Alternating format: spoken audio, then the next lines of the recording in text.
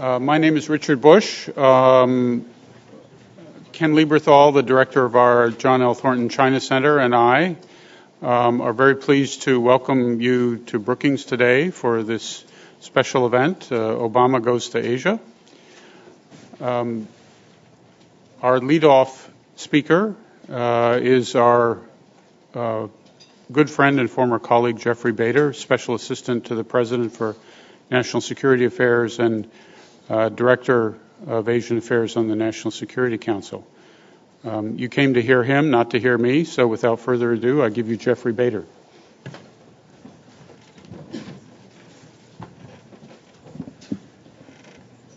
Thank you very much, Richard. Delighted to be back at Brookings, coming here after almost about a one-year absence. I was concerned I wouldn't find many old friends here, but turns out that, in fact, amazingly, I still have almost as many friends from Brookings here at 1775 Massachusetts Avenue as I have friends from Brookings in the administration. Special acknowledgments to close friends Strobe Talbot, Richard Bush, Ken Lieberthal, and Chung Lee. I've followed Strobe around from job to job for the past 15 years with good reason. It would be impossible to find a better or more congenial colleague and supervisor. And Ken, Chung Lee, and Richard were my special colleagues at the John L. Thornton China Center and CNAPS before I left Brookings. I'm pleased to see all the good work they've done since I left. Ken and Richard have asked me to talk about the forthcoming trip by President Obama to East Asia. One always accepts these invitations with trepidation. The role of staff at the National Security Council is to advise the President and to coordinate the interagency process. It is not to make news. So I'll try to walk the fine line today between being utterly boring and producing stories that then have to be explained away. That said, in a democratic society, we do not pursue our foreign policy goals and objectives from behind a wall. We want you to hear what we are thinking, and we want to hear what you are thinking. So, trepidation aside, it is good and right to be here on this occasion. President Obama entered office with a daunting domestic agenda, including the biggest domestic economic crisis facing this country since the 1930s, and health care and energy. With such an agenda, there has been much written about the reduced bandwidth that goes with crises, with the implication that the President would not have much time for foreign policy. In fact, with his trip to Asia, President Obama will have visited 20 countries in his first year in office, the most of any president in history. He has done this not because he is filled with wanderlust. Rather, he has done so because the international agenda, including wars in Iraq and Afghanistan, Iranian and the North Korean nuclear programs, climate change, and an international economic crisis, is no less daunting than the domestic agenda and cannot wait. He also believes it is essential to restore American leadership, influence, image, and standing in a world where all have suffered in recent years. The problems we face are simply too complex to be solved by any one country, no matter how strong. The President has recognized that we need active partners around the world to tackle them, and building those partnerships is not something that can be done sitting in the Oval Office. Which brings me to this trip and what we are looking to accomplish. Let me begin by sketching out the East Asian landscape that the President will be encountering and how it looks to us.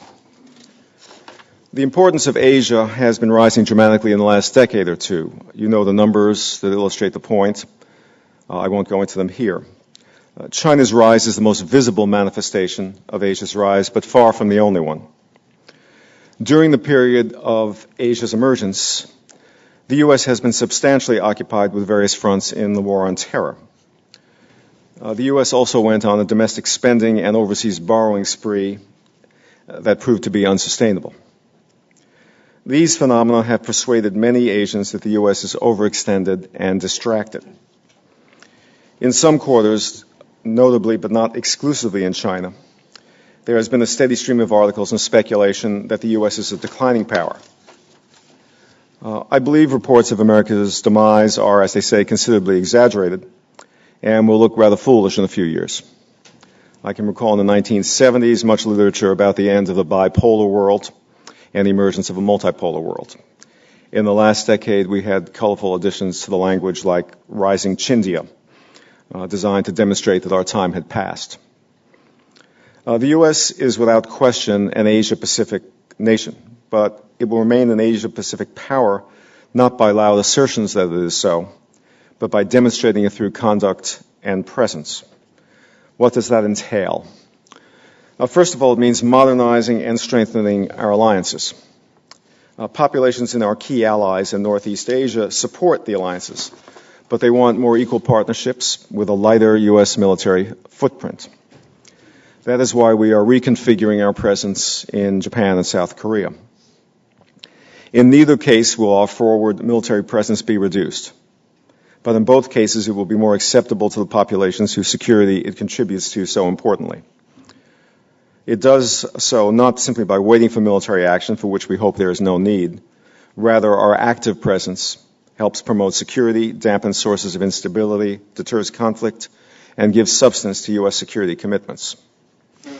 We have made a particular point of close consultations with our Asia-Pacific partners since President Obama came into office. I know that close consultations is one of those diplo-speak phrases that causes eyelids to become heavy, and that in practice can amount to little more than pro forma delivery of talking points. But real consultations, that is, authentic exchanges of view and on strategy, are not trivial. Over the last few years, there have been bruised feelings among our partners in Seoul and Tokyo over what they felt were inadequate consultations on the North Korea issue. From day one, we have been scrupulous about building consensus with our allies on North Korea policy, genuinely soliciting their views, sitting down with them before we made a decision, not just afterwards, and never making a move without thorough discussions. The relationship with Japan, long the cornerstone and still the cornerstone of the U.S. security presence in East Asia, is not one we can take for granted. 50 years after the signing of the U.S.-Japan Treaty on Security and Cooperation, the world has changed. America has changed. And as everyone in this room who have noticed, Japan has changed. For only the second time in 50 years, a party besides the Liberal Democratic Party is in power. The recognition in both capitals that the U.S.-Japan alliance also needs to continue to adapt is what drives the ongoing process of realignment and the review of the alliance by Prime Minister Hatsuyama, which we welcome as an important step towards alliance renewal. With new governments in place, the time is ripe for our resilient alliance to be reaffirmed.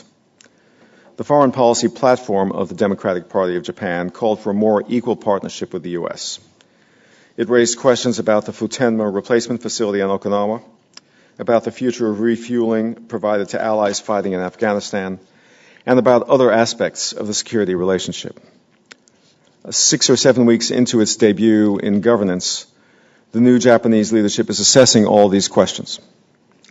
At the same time, Prime Minister Hatsuyama has said repeatedly that he considers the alliance with the U.S. as the key relationship in Japanese foreign policy. President Obama and Prime Minister Hatsuyama had a warm meeting in New York and have spoken on the phone, getting their relationship off to a good start. In their meeting last month in the UN and in subsequent high-level meetings, we demonstrated that we can listen to a critically important ally, understand its political needs, and articulate our thinking in ways that we hope will be persuasive to Tokyo. Our approach is meant to ensure that the alliance is not reduced to a series of difficult negotiations and transactions, when in fact it is a bond understood as critical to both our nations, requiring sacrifices of narrow self-interest. We will need to be persistent and clear as we deal with some of the complex alliance issues in the months ahead. As we do so, we both need to keep our eye on the larger picture. That is how much the U.S.-Japan alliance means for both of us, both regionally and globally. Americans should not forget what Japan does on global issues is often critically important to us. Besides the U.S., there has been no larger contributor, for example, in foreign assistance to Pakistan and Afghanistan than Japan. Japan is a model of energy efficiency and is playing an important role in the climate change negotiations. President Obama has paid particular attention to our relationship with South Korea and has established a shared vision with President Lee Myung-bak on the U.S.-South Korea alliance and our broader partnership. The notion of a rift between the U.S. and South Korea that was rampant a few years ago is gone. Our relationship is on a solid footing. Seoul was a key stop on the itinerary of Secretary of State Clinton's first overseas trip, as well as on visits by the Secretary of Defense and other top U.S. officials. President Lee was warmly greeted at the White House in June with the trappings of a state visit. And our two presidents have spoken on the phone and in person a number of times. Not only have we worked closely together in fashioning a unified response to the North Korean missile and nuclear provocations, we have done so in a way that takes into account Seoul's special equities and inter-Korean relations. We are modernizing the alliance. I'd recommend you look at the joint vision statement issued when President Lee visited the U.S. in June to see where we're going and how we're getting there. We have worked with the South Korean government as it has expanded its international presence. In Afghanistan, where it has just announced its intention to establish a new provincial reconstruction team, in the Indian Ocean, where it is active in multilateral anti-piracy operations, and in the Group of 20, which Seoul will host next year. Our troop presence in South Korea is steady and will be improved in the years to come as, and will be improved in the years to come as base relocation projects move forward and U.S. service members increasingly are able to bring their families with them when they deploy. We remain committed to the U.S.-Korea Free Trade Agreement. Our respective trade officials are working to narrow outstanding differences. I'd like to mention briefly one other key alliance in the region, Australia. President Obama and Prime Minister Kevin Rudd have formed a strong personal bond already, meeting frequently in the Oval Office and at the G20 meetings. This relationship has helped encourage the strong support we have received from Australia on numerous issues, not least the 40% increase in its troop presence in Afghanistan and close coordination on issues including global warming and economic recovery. Second, it means getting the relationship with China right. I've experienced a number of American presidential transitions in my time in government, several of which went rather badly. This one has been different, and that is no accident. Past difficult transitions led to negative consequences for U.S. national security interests. We have avoided that trap. President Obama did so by reaching out personally, early and often to President Hu, by meeting with him twice, by establishing the strategic and economic dialogue that met for the first time in late July, by scheduling a visit to China in November, and by making clear his intention to work closely with China in addressing the key global challenges I mentioned earlier. None of these challenges can be addressed without intensive involvement by China. Our cooperation has been especially close and effective in dealing with the North Korean nuclear problem, where China has helped pass a strong UN Security Council resolution, worked with us in implementing it, and made its opposition to North Korea's nuclear program increasingly clear and sharp. At the same time as we have demonstrated to the Chinese our good faith in resolving to cooperate with them, we have made clear that our commitment to human rights and democracy is a permanent U.S. value, indeed one that will be advanced more effectively under an Obama administration that understands that the value of example is more effective than the value of finger-pointing. We also intend to follow the Taiwan Relations Act in ensuring the defense of Taiwan. And we've worked to strengthen U.S. alliances and other partnerships in the region, while at the same time we are seeking to strengthen military relations with China and put them on a more durable basis. During his visit to China, I anticipate the President will be talking to the Chinese about a breadth of issues that demonstrate the reality that none of the great issues of the day can be addressed without Chinese cooperation. Arms control and non-proliferation, North Korea and Iranian nuclear programs, climate change and clean energy, rebuilding the global economy on a sustainable and balanced basis, Afghanistan and Pakistan, human rights and democracy. We know that building a durable and stable relationship with China, the most dramatically rising power of this century, will be neither straightforward nor simple, and will require both toughness and adaptability on our part. Trust and confidence will need to be built by word and action. They cannot be assumed. Third, we have sought to convey to our friends in Southeast Asia that we are back. President Obama spent years in his youth in Indonesia, so he has a special understanding and feeling for the region. Southeast Asians have felt neglected in recent years as our relationship has been defined largely by cooperation in the war on terror. That is a necessary but not sufficient basis for a relationship. We have undertaken steps that have given new attention to the region. Secretary Clinton signed the Treaty on Amity and Cooperation, something that ASEAN has been seeking from the U.S. for 2 decades. She attended the ASEAN Regional Forum meeting in Phuket in July. She was the first Secretary of State to visit the ASEAN Regional Headquarters in Jakarta, and the State Department has announced that it will name a Jakarta-based ambassador to ASEAN, the first one so designated by any country. We are building a comprehensive partnership with Indonesia and building a warmer relationship with Malaysia. We have reaffirmed our commitment to our allies in Thailand and the Philippines. President Obama will hold the first ever presidential meeting with the heads of state and government of the ASEAN 10 during his visit to Singapore later this month.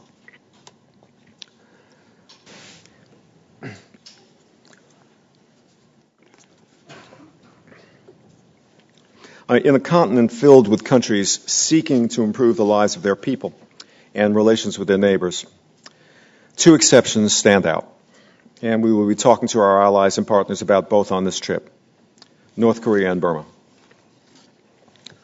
North Korea has pursued a policy over the 9 months that President Obama has been in office, which I'd characterize by recalling Abba Eban's classic phrase when talking about an Israeli adversary of his time: they never miss an opportunity to miss an opportunity. President Obama came into office making clear he was prepared to deal with adversaries. As a general matter, and in particular, he signaled willingness to engage with North Korea, both directly and through 6-party talks, to help them find a way through denuclearization to acceptance in the international community and a better life for their people. Instead, dusting off its old playbook, North Korea abrogated its agreements, launched ballistic missiles, conducted a nuclear test, resumed reprocessing of spent fuel, and threatened its neighbors. Once the cycle of provocations was complete, North Korea sat back to await a new and improved package of concessions from the U.S.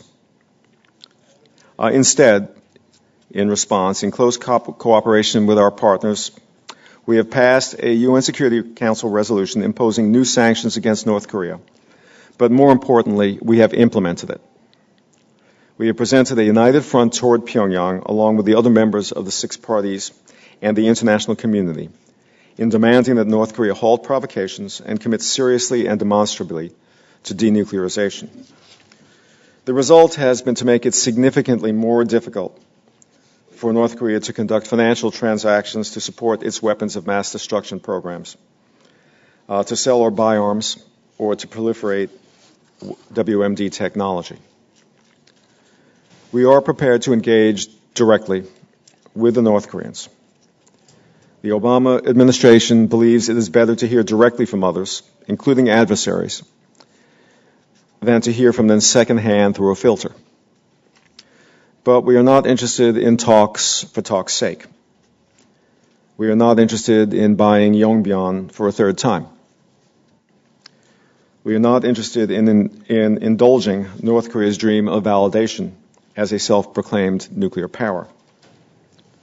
We are ready to talk to North Korea in the context of the 6-party talks, with the explicit goal of denuclearization and with recognition that its previous commitments to denuclearize and return to the Nuclear Non-Proliferation Treaty, notably those in 2005, remain valid. The other regional problem I alluded to earlier, Burma, will be on display during the President's stop in Singapore. For 2 decades, the Burmese regime has isolated itself by overturning election results, imprisoning thousands, including Aung San Suu Kyi, for political reasons, spurning dialogue with the opposition that won the last contested election, and ruling by military fiat. Its closed economy has stagnated, while those around it have prospered. The U.S. and the international community have responded with sanctions and kept the Burmese regime at arm's length. While such an approach has been necessary to demonstrate our commitment to the democratic movement in Burma and its long-suffering citizens, it has seemed paradoxically to suit the needs of Burma's xenophobic military leaders. President Obama has directed us to try something different because, as Secretary Clinton has pointed out, the policies of the international community have not in 2 decades produced positive results. One definition of insanity is to do the same thing over and over and expect a different outcome. 20 years is long enough. So we are now pursuing a direct diplomatic dialogue with Burma. We have had 2 exchanges led by Assistant Secretary of State Kurt Campbell, including earlier this week in Burma. We will have more. In that dialogue, we are laying out our expectations for a Burma that is democratic and protects the rights of its people. We are making clear sanctions will be lifted only in response to concrete actions by the Burmese. We are also making clear that our engagement will not be only with the leadership, but with important actors in Burmese civil society outside the government, including Aung San Suu Kyi and the opposition. This process will take time to produce results, and indeed results are not guaranteed. It has taken the Burmese military 5 decades of rule to reach the present unhappy point. We will need patience and persistence to alter the results of 50 years of history, pursuing a path consistent with our interests and values as we seek to do so. Through President Obama's trip, I think it will be vividly clear to the peoples of Asia that the U.S. is here to stay in Asia. Asians want us to be there for a host of reasons, and we need to be there for our own reasons. The rise of Asia in the last few decades may not have made as many headlines as other strife-torn parts of the world, but in the long run, it will be more consequential. We are a vital contributor to Asian security and economic success. Asia, in turn, has a profound impact on our lives through trade, through our alliances and partnerships, and through the immigrants who have come to the U.S. to enormously enrich our country in every domain.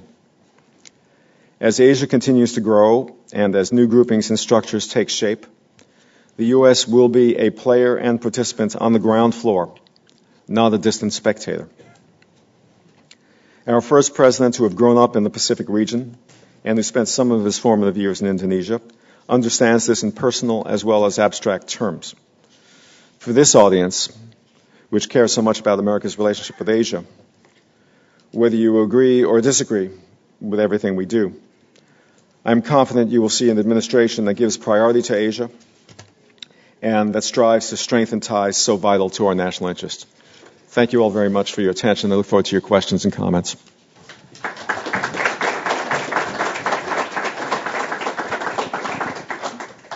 Thank you, Jeff, for that comprehensive scene setter for the President's trip. We have about 20 minutes for questions. When you're called on, please identify yourself, wait for the mic, ask your question briefly. Thank you. Chris Nelson. Thanks very much. Chris Nelson, Nelson Report. Jeff, I hate to ask you to commit news, but let me give it a try. You talk about North Korea and what we are prepared to do, and you note that they greeted the Obama administration by, in a sense, escalating and not doing. Now they're in one of their periodic charm offensives. There's a school of thought that we've learned the hard way: if we don't react to a charm offensive by reaching out to them, then we go back in one of those negative cycles. So my question, do you define as talks about talks sending Steve Bosworth to North Korea to find out if they're prepared to talk about coming back to the Sixth Party? Are we prepared to take that first step of sending him to develop the situation, or are we going to wait until we've heard definitively in some way, yeah, we're coming back to the Sixth Party, and only then will we send Bosworth? Thanks.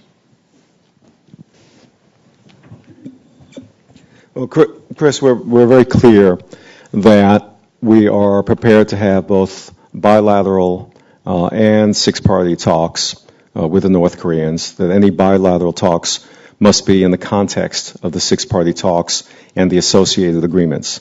So there is no problem in principle with our engaging with the North Koreans. We would not bilaterally in the context I just described. There has not been a decision yet about when and how that will happen. We've had discussions with our partners about how and when. We've had discussions with the North Koreans, as you know. Lee Gun was in town, was not in this town, he was in New York and San Diego a week or two ago, and we've had discussions with them. We're interested less in process than we are in outcome. We want to see genuine signs that the North Koreans understand that the six-party process is the right framework, that denuclearization is the agenda, that the 2005 agreements remain binding on all parties, including North Korea. If that, and that North Korea is prepared to go through a path to international acceptance by pursuing a serious denuclearization agenda. If we see that, then there is no problem with bilateral contacts either in Pyongyang or elsewhere. Scott Harold. Scott Harold of the RAND Corporation. Jeff, you correctly noted that this administration has very smoothly and effectively integrated with the Chinese or talked with the Chinese through the transition, but at the same time the Chinese have seemingly given some cover to North Korea. You noticed, I'm sure, Premier Wen was in Pyongyang, and then the very next few days, the North Korean regime tested missiles. I'm wondering if you can give us a feel for the flavor of the interactions you're getting with the Chinese leadership over their sense of where we need to go on proliferation generally. You didn't talk about Iran, but that would be another area. Scott, good to see you.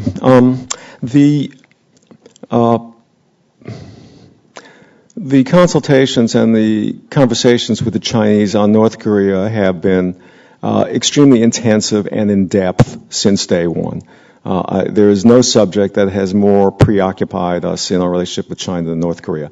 President Obama has made several phone calls to presidents who, if you did a pie chart on how much time was spent on issues, North Korea would dominate.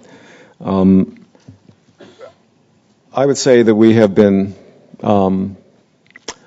welcomed and been pleased with the Chinese approach on North Korea. The Chinese have been adamant that there is no country that is more opposed to North Korea's nuclear program than China is. They have said that. They have said that convincingly. As you know, they worked with us on the statement by the UN Security Council in response to the so-called satellite launch, which basically closed the satellite launch loophole in previous UN resolutions. They then supported Resolution 1874 in response to the nuclear test, which has allowed us to sanction something like 15 or 16 North Korean entities, to ban North Korean arms trade, put in place a whole series of sanctions that didn't exist before. We've worked with the Chinese in implementing those sanctions. I have no doubt that the Chinese are serious when they say they will not tolerate a nuclear North Korea in the long run. That is their strategic objective. They understand how damaging it is to their own strategic interests and their relations with surrounding countries. You mentioned Wen Jiabao's visit. Wen Jiabao did come back with a new statement from Kim Jong-il about North Korean willingness to return to the six-party talks under certain conditions. We welcomed Premier Wen's visit and what he came back with, and we're evaluating it, talking to our partners about whether we can proceed in that respect. by and large, I think we have a high level of satisfaction with how we're doing with the Chinese on North Korea. Our perspectives are not identical. North Korea is a neighbor of China. It's not a neighbor of the U.S. We have forward deployed troops in the area that creates different perspectives. But the overlap of our interests, I think, is very substantial. Gentleman right there. Hi, my name is Seth, and I'm not affiliated with any think tank. I'm just here of my own interest. My question is actually about our relationship with China and the Obama administration's significant emphasis on the climate change issue. My perspective is, although people both in China and the United States care a lot about that issue, that in terms of the bilateral relationship, there's more angst about the deficits in both countries. I mean, there's this angry youth movement, I think, in China, and I think obviously in the United States it's also a big issue. Are we putting too much emphasis on climate change relative to the deficit in trade in terms of actually, I mean, not that those aren't important issues, but in terms of our bilateral discussions with the Chinese? And if not, what's your opinion on how we can address some of the angry youth movement in China and those issues?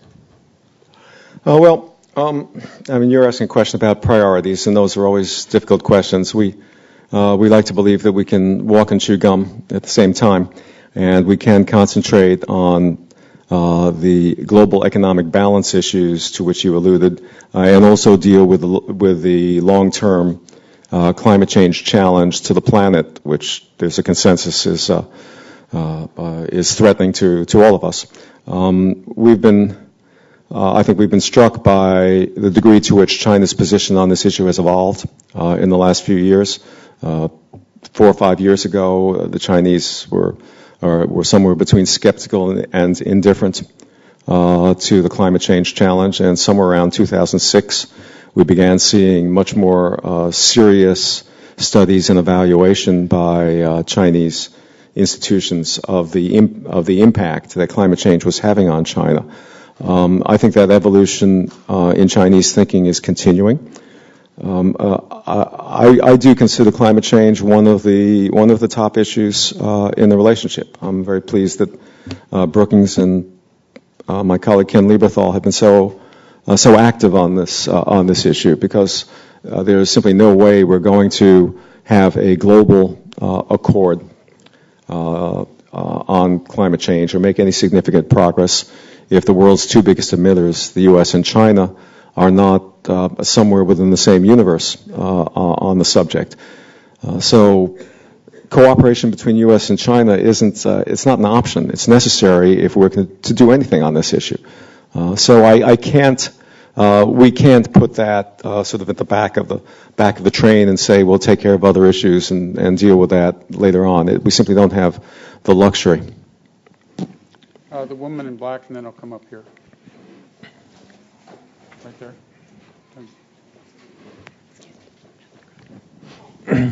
Hi, thanks. Margaret Talev with McClatchy Newspapers. I was hoping that you could describe for us President Obama's sort of public speaking plans in China. We've heard there may be a town hall, there may be a formal university speech. Can you talk about what he and the Chinese government have agreed to and how he'll deal with issues like democracy and human rights in those remarks? Yeah, I'd rather not get into the details of the schedule yet, which is still under discussion and which will be announced before too long. But the president certainly will have opportunities to speak to non-official Chinese as well as official Chinese, and he will speak publicly in a variety of settings in China. During those public appearances, President Obama will be reaching out to the Chinese people. This is an opportunity for him to connect with people without going through official intermediaries. And I personally believe there's no one better at this. I think we saw this in 2008 in the campaign, what his communications skills are with ordinary people as opposed to officials. President Obama we have tried to structure opportunities for President Obama to use those special communications gifts, which he has, to speak about the challenges for Americans and Chinese, particularly Americans, young Americans and Chinese, to work together on common challenges in the 21st century. At the same time, to talk about our country, how our country works, how we've gotten where we are, our strengths and our weaknesses, and to let others draw their own conclusions about what works for them based on this description of what works for us. President Obama's approach to human rights and democracy is multifaceted. Okay, I think that the first element in it is so for the axiom, physician, heal thyself, that you set a good example. And by setting a good example, you make the U.S. A more attractive model for other countries. And so that is what he has been trying to do in human rights policy in this first year, such as in dealing with the Guantanamo issue. He also will speak very directly to Chinese officials. He'll meet with President Hu Jintao, lengthy meetings, meet with Premier Wen Jiabao. He will speak very clearly about U.S. values, on democracy and human rights, with emphasis on freedom of expression and religion, protection of minority rights, access to information, rule of law, these kinds of issues. I think that I admit I'm prejudiced, okay, having been in the Obama campaign and now working in the Obama administration. But my view is that when someone is admired and is popular and is seen positively, the message that he is bringing is more likely to resonate than it is when someone is seen as hostile and adversarial. President Obama is enormously popular in all of the countries that he's visiting. I haven't seen the latest polls, but the numbers I've seen are staggering. When you have someone who has that degree of respect and affection and admiration, the message that he is bringing is much more likely to resonate than when you come in with a 5% approval rating. So I think we have a great gift and a great opportunity through President Obama to sell ourselves in the world. Woman right here. Hi, I'm Stephanie Klein-Albrandt. I'm with the International Crisis Group in Beijing. I would be grateful if you could perhaps speak a bit to the types of discussions you're having with the Chinese with regard to Iran. Well, China is a member of the so-called P5+1. That's the permanent 5 members of the Security Council, plus Germany, that have been in talks with Iran for quite some time on how to provide assurance that Iran's nuclear program is peaceful. China has been part of every round of talks. We have conference calls all the time among the P5+1 on next steps. They have. I was out in Pittsburgh for the Group of 20 meeting where, at the time when the Chinese nuclear reactor in Qom was surfaced, and the Chinese issued a statement at the time expressing concern over the developments and calling on the IAEA to investigate and look into the reactor. China has endorsed the so-called dual-track policy with regard to Iran, where we talk to them and try to provide a path for them to demonstrate that their nuclear program is peaceful, but if they do not, the P5+1 agree that pressure must be increased. China has endorsed that approach, and China is part of that process. Now, that doesn't mean that the U.S. and China have identical perspectives on Iran. China, we have very limited relations with Iran because of the Iran Sanctions Act and because of the unhappy history of the last 30 years. The Chinese have a rather substantial trade and investment relationship with Iran. Iran is China's about 4th or 5th largest supplier supplier of energy. China has substantial growing investments in the oil and gas sector in Iran. So they approach it from a different perspective. They are more reluctant to move towards sanctions and pressure than some other members of the P5+1. So there is a certain constant effort to try to align our thinking. But in the final analysis, the Chinese understand that Iran cannot be allowed to get nuclear weapons. It is absolutely contrary to Chinese interests in several respects. First of all, China is increasingly dependent on the Persian Gulf for imported oil. The Persian Gulf will be vastly destabilized by an Iran with nuclear weapons, not to mention the countries that would follow Iran in acquiring nuclear weapons if Iran goes that route. And secondly, the breakdown in the non-proliferation regime and the non-proliferation treaty that an Iranian breakout would signify would mean that nuclear weapons would probably no longer be taboo in other parts of the world, including closer to China. I think that my discussions with the Chinese leadership indicates they understand these factors quite well.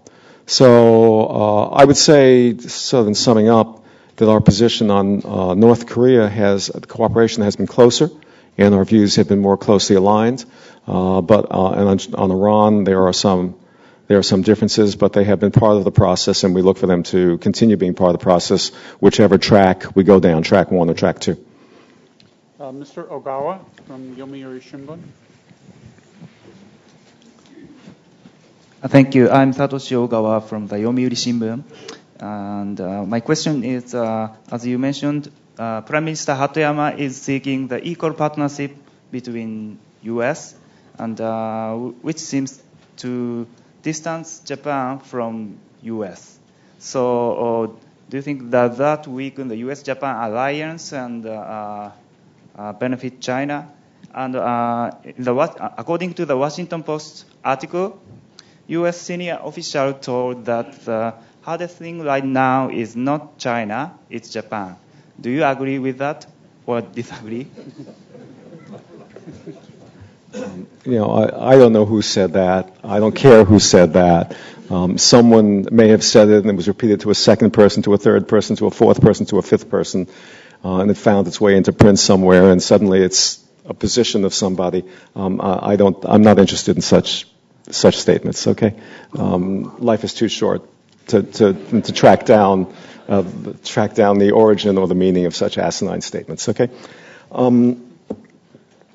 Look, the DPJ has been in office for 6 or 7 weeks. First time a party besides the LDP has been in power, except for 1 year in the last 50.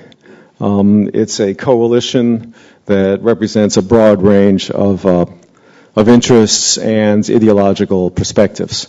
It's not surprising that we're seeing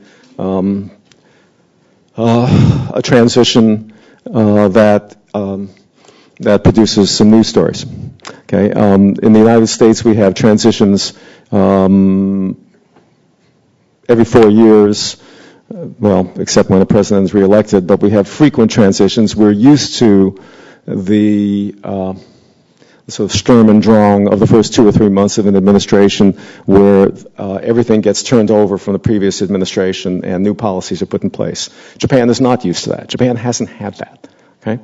I think it's a healthy development that Japan, great democracy in Asia, is actually experiencing a transition in power and is going through some of the difficulty that we all experience, and which we experience routinely and regularly. Okay, yes, it does make the relationship. It does make managing the relationship. It requires more attention and requires sensitivity to different perspectives than we're used to dealing with. But we have complete confidence that this is a party that is committed to the U.S.-Japan relationship, that's committed to the alliance, and that this trip by President Obama we'll highlight that. The gentleman in the blue shirt. I'm Jonathan Weissman with the Wall Street Journal. Hoping you could address some of the economic issues, especially with China, currency issues, rebalancing, and also you mentioned that you're committed to and working through the South Korea free trade agreement. Is there anything that the president can offer concretely when he gets to Seoul? Okay, first of all, on currency and rebalancing, let me be careful, since anyone who besides Tim Geithner, who talks about currency values, no longer has a job the next morning. This is,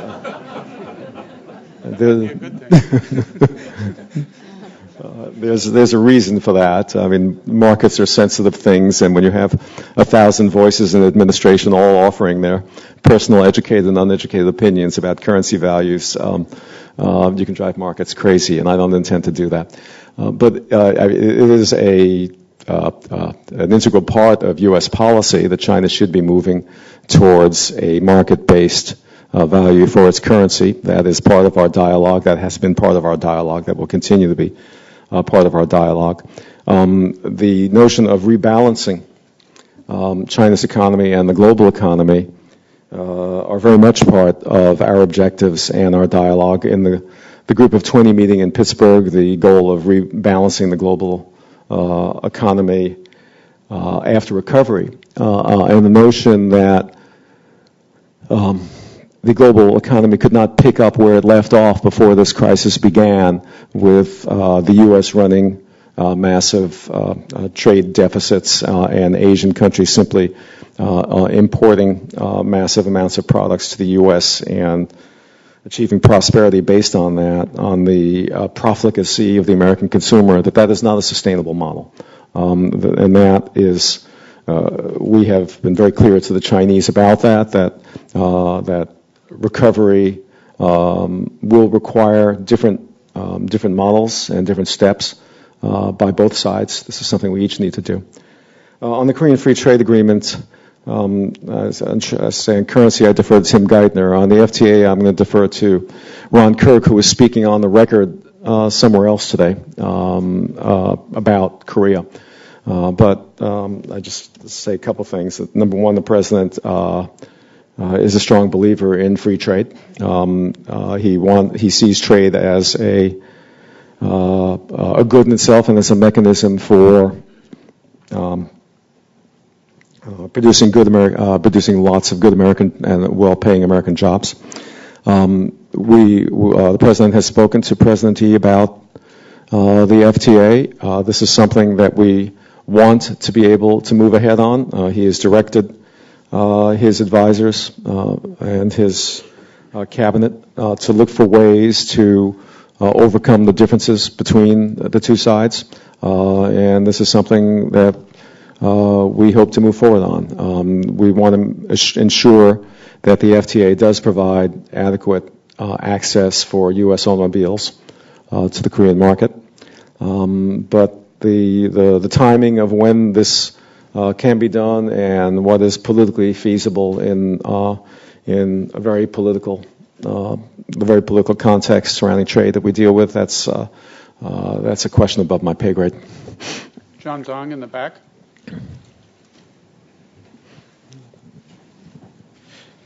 John Zhang with CTI TV of Taiwan. This is probably the first presidential visit to China in 15 years in the context of improved relationship across the Taiwan Strait and relaxed tension. I was wondering whether or not the president whether there will be anything new in the president's approach to the Taiwan issue, and how would he respond to President Hu's likely calls for the U.S. to respect China's core interest and reduce or stop arms sales to Taiwan? Thank you very much. I appreciate the question, and I think your observation is exactly right. The cross-strait relationship in the last couple of years is one of the good news stories in the region and the world. which is why it doesn't get that much attention, because it's Gresham's law in news that bad news drives out good news, and so people don't pay much attention to it. But it is absolutely, I mean, this has always been potentially the most explosive issue in U.S.-China relations, and to have the cross-strait relationship on a good and positive plane and track is something that we can all welcome, and I would expect on the trip that we would look for opportunities to reinforce that trajectory. We think that the two sides, Presidents Hu and Ma, have done an excellent job in reaching out to each other and building a framework that we hope will be durable for resolution of differences. Our policy on arms sales to Taiwan has not changed, and that will be evident over the course of our administration. I'm sorry, was there another element in the question? Am I missing any? About core interests? Well, I mean, the issue of Taiwan's status, which I guess is what the PRC sees as the core issue, has been addressed thoroughly in the three communiques that we negotiated, and U.S. policy is also is driven by those three plus the Taiwan Relations Act. That framework is unalterable. We're not going to touch it. There will be nothing we say or do on the trip that will go in different directions. You know, sometimes there's some areas where it's good not to innovate. This is an area where we have a tried and true a basis for a stable relationship, and we're not going to tamper with that. Okay. Unfortunately, we've run out of time. I apologize to all of the people who had their hands up that I was not able to call on. But I do want to take this opportunity to thank Jeff for such an outstanding presentation and the gift of his time. But his time is precious, and he needs to get back to work. And so we will allow him to do that. Please join me in thanking him.